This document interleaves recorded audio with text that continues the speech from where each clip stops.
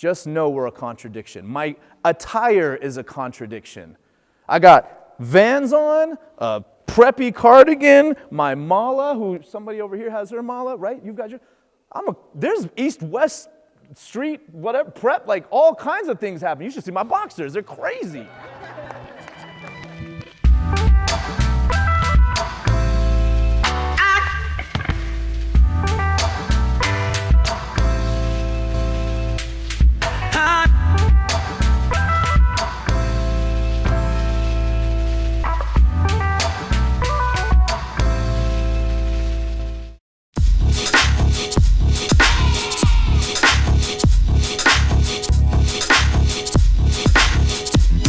So pretty excited right now. We're about to head into the Urban Leadership Foundation's, they're having like a 2-day retreat, so they invited me to come in and be a keynote speaker.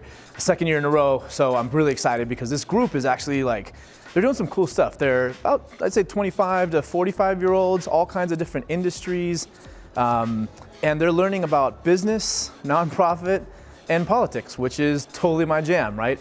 And they're really open and eager to learn. So what I'm hoping to share with them today with this, there's a group of leaders. What I'm hoping to share though is leadership isn't like something that you get labeled. It's not like this, oh, here it is, by the way.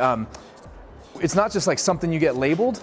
It is an act, you know, it's something that you do. And I wanna make sure that they don't walk out of here saying like, yay me, I'm in this leadership program, therefore I'm a leader. It doesn't work that way. And so there's gonna be a hope to inspire them with like, here's things you can do, right? Capacity building, get them really to live up to that capacity, but also to show them like, these are kind of some of the pitfalls of thinking you're a leader, but not acting like one. So let's prevent that from happening. So that's what hopefully this speech will do. I'm gonna do really like just a little bit of talking. Well, I don't know if I don't do a little bit of talking, but like, there's gonna be some talking, but most of it should be Q&A.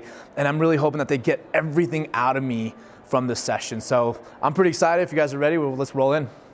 Good morning, everyone. Good morning. I'm really honored to be here. For real. So I just want this to say hi and let it settle in for a second because it means a lot to me that you guys are going through this program. Who here is currently a business owner or an entrepreneur, however you self-identify? Wow, that's a lot. That's a lot. I'm gonna ask it real. How many of you are making money? Mm-hmm. Well done. That's hard. And I will tell you, leadership, entrepreneurship, these ships are hard to build. Title-wise, I am the CEO of a new company called Flow, F-L-O-W. It is a live chat agency. I'm also the board chairman of a nonprofit called Minds Matter. And I'm now also a political advisor to a gubernatorial candidate named Mike Johnston. Those are the 3 titles that I have in the world. That doesn't mean I'm a leader. So I just want to make sure we make that distinction up front. I might have the titles, don't be impressed. Maybe I'll impress you with my story, maybe not, I'm one guy. But it's what I'm doing that I believe is what matters. It's not the titles. And that's my first lesson, is leadership is not your rank. I went to a military academy, and I can tell you that when you earned rank, that didn't mean you led. We elect leaders, that doesn't mean they lead. So let's not kid ourselves today and say, I'm in a leadership program and therefore I'm a leader. You're not yet. Maybe all of you are, and maybe none of you are, but it's not because you're in a leadership program. I've been in leadership programs, and I can tell you very easily, the majority of them, the majority of you may not lead. And I hate to say that, that kills me, that's why I'm here, because I don't want that to happen. But most people walk out of these things, pat on the back, I'm a leader, and they don't do anything. Worse, they could be following. You can lead, but you can also follow. That means they're both predicated on the same thing. You did something. You took action. The worst is when you don't do anything. When you don't do anything and you're complacent and you bitch and you moan and you complain. Look, if your life is dope and you're happy, fine. But if you got more in you, don't be that person. So that is what I want to make sure we walk out of here today with is there's action required in leadership. and it's called work. We can doctor it up and call it hustle, grind, whatever those things. It's work. It's pure and through work. That is all this is. And if you're not willing to work, you're not willing to give, because you know I'm not going to give somebody something that I can't deliver on. When Ryan said earlier, look, give something of yourself. How do I help you? You're never going to say those words if you're not willing to work. And that's what people forget. They think leadership is this exalted position and forget that, no, it's more work. That's leadership. And the ratio of work is 51% for me, 49% for you. You would think maybe 50-50, but as a leader, you need to be slightly more about what's the vision. But it definitely can't be 80-20. In the business world, I have been a part of things, relationships. You probably have been where it's meant to be 50-50. They pitch you as we're 50-50. You go in as 50-50, and all of a sudden, that person decides it's about them. And now it's 80, 90, 100% them. Their self-interest goes up, and trust goes down. You can start to see where self-interest separates. It's meant to be that 51-49 if you're the leader, 50-50 in nature, right? But definitely not 80-20. That's where, number one, leaders fail. For example, one of my businesses, I actually just had the exit from it. So for 10 years, I built a wealth management firm. I built it from $0 in assets to $100 million, and I didn't come from finance. And I don't come from money, and I didn't have anything to come in and say, here's my millions. I built it from scratch. From 0 to 100 million in assets. I mean, we have a team, obviously, right? But like, the point is it started with nothing. When you build that, you start to see that you give a lot. I gave a lot. I gave a lot in order to help people. People would then say, hey, I trust this guy. Let me talk to him about his money and my money and see what we can do. What happens is, over the years, I started to see that people would come to me, you asked it, Quincy, and ask me for help for things unrelated to wealth, because you start to get known to be a helpful person. And what starts to happen? You can start to close up. This is the dilemma you're facing. The question you asked is because there's a contradiction occurring. And you have a choice. You have the choice of being able to say no in a respectful manner. Here's who can do this for you instead. Here's why. You can go that route. You can also sometimes say, yeah, I'll do it for you, right? Those are the two things that Ryan even said.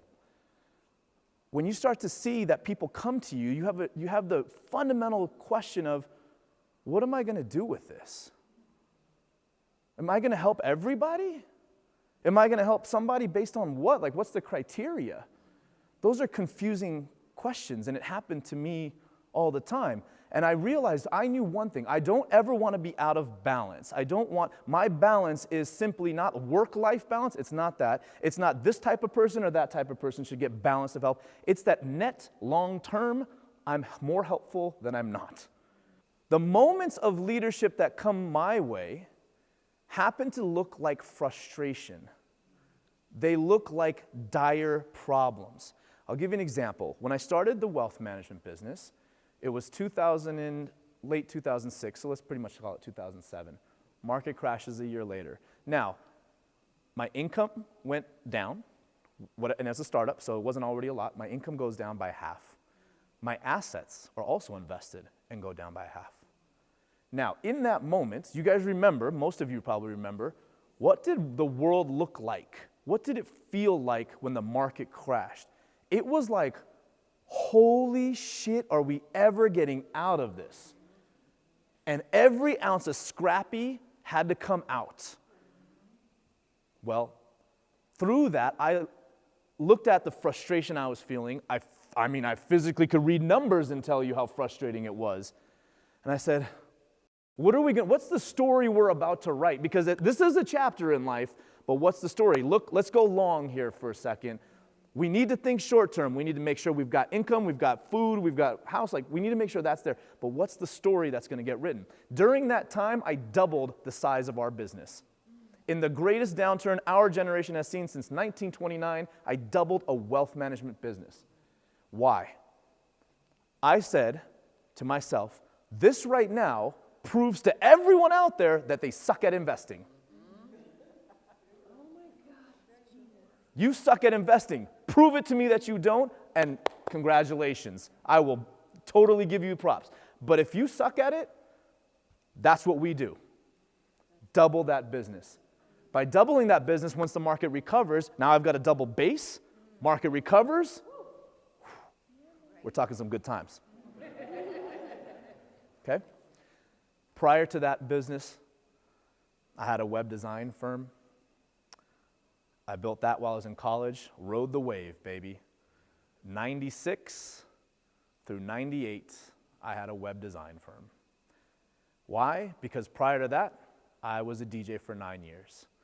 When I was 13 till I was 23 in college, finished college, I was a DJ. I started in LA, ended up headlining in LA, Chicago, and Boston. I started realizing that this internet thing was kind of, looked like it was a great way to sell things. I'm a salesman by nature. I'm a merchant, right? Like I sell. Whether I'm an entrepreneur or whatever, I'm selling constantly. And I saw the internet as a phenomenal way to sell. So I took the internet to the nightclubs where I was spinning, and I said, let's use this to get people in the door. We started using chat rooms. Did anyone use AOL chat rooms back in the day? Yo, there were girls on there. I would use AOL chat rooms to get girls to my clubs, and I wasn't even of age to legally be allowed in the clubs. I'm 18, I make a deal where I get the door, and I get a cut of the bar, and I was like, okay, well, I'll spin for free. I'll bring my boys in. They'll spin for free because this sounds awesome. The night was killing. By the end of the night, I felt like such a pimp. My bouncers walked me to my car with a briefcase of cash. Okay? Now, at this time, my dad is now working overnight shift at the Holiday Inn. And so he's working overnight shift. I go to my car, I drive this thing, drive the cash over to him, and I'll never forget, put it on the counter, spin around, briefcase, and my dad was like, and I was like, yeah. And he said, you make this money by giving alcohol and inducing the sex with all these people? This is... I was like, I mean, hopefully. He wasn't proud. Ran it through the money counter. That's awesome, by the way. It's no sweeter sound. I killed it. Chillers called me back and said, we want you to do this every night. As long as you will do it, we got you. Every Friday night I ran a promotion. I'm 18 years old. I'm on AOL pulling people into the club. I'm obviously hustling, still doing the posters, still doing the flyers. And things I learned were, if you're willing to just say, I'm going to do it, there's always room for you. That's leadership. Now, that is a ton about me. So I'm going to say, first of all, thank you for listening. I appreciate that. Questions?